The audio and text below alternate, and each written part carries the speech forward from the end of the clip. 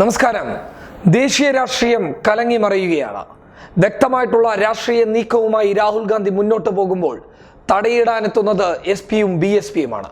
എന്നാൽ പിന്നീട് സമാജ്വാദ് പാർട്ടി നേതാവ് അഖിലേഷ് യാദവിനോട് വളരെ വ്യക്തമായി കാര്യങ്ങൾ സൂചിപ്പിച്ച് കോൺഗ്രസിന്റെ നയം വ്യക്തമാക്കി കൊടുക്കുകയും തുടർന്ന് സഖ്യമുണ്ടാക്കി മുന്നോട്ട് പോകാമെന്നുള്ള രാഹുൽ ഗാന്ധിയുടെ അഭിപ്രായത്തോട് ആദ്യഘട്ടത്തോട് യോജിച്ച സമാജ്വാദ് പാർട്ടി നേതാവ് അഖിലേഷ് യാദവ് ഇപ്പോൾ തിരിഞ്ഞുകൊത്തുന്നു. ലക്ഷ്യം മായാവതിയെ ഇന്ത്യയുടെ പ്രധാനമന്ത്രിയാക്കാൻ. അത് തന്നെയാണ്. അതായത് ഉത്തർപ്രദേശിൽ 50ഓളം സീറ്റുകൾ BSP-SP സഖ്യത്തിന് നേടിക്കഴിഞ്ഞാൽ മായാവതിക്ക് പ്രധാനമന്ത്രിയാകാനുള്ള സാഹചര്യങ്ങൾ ഒരുങ്ങും. അതായത് തിരഞ്ഞെടുപ്പിന് ശേഷം സഖ്യമുണ്ടാക്കി തന്റെ സ്വപ്നങ്ങൾ സാക്ഷാത്കരിക്കാനുള്ള ഒരു ശ്രമത്തിലാണ് മായാവതി ഉള്ളത്.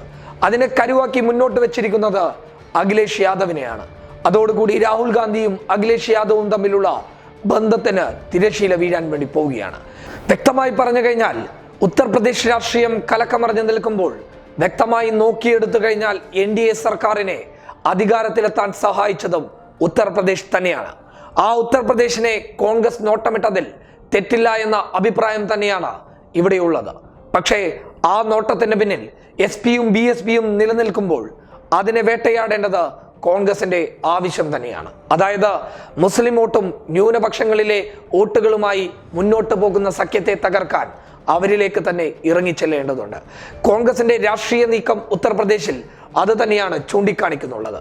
എന്നാൽ ആ രാഷ്ട്രീയ നീക്കത്തിനിടയിലും സമാജ്വാദ് പാർട്ടിയുമായി സഖ്യത്തിന് ശ്രമിച്ച കോൺഗ്രസിനോട് ആദ്യം കൈകാണിച്ച് ചേർത്ത് പിടിച്ച അഖിലേഷ് യാദവ് 8ന്റെ പണി നൽകി കോൺഗ്രസിനെ മാറ്റി നിർത്തിയപ്പോൾ അതിന് പിന്നിൽ മായാവതിയുടെ ലക്ഷ്യങ്ങളാണെന്ന് രാഹുൽ ഗാന്ധി തിരിച്ചറിയുകയും ചെയ്തു.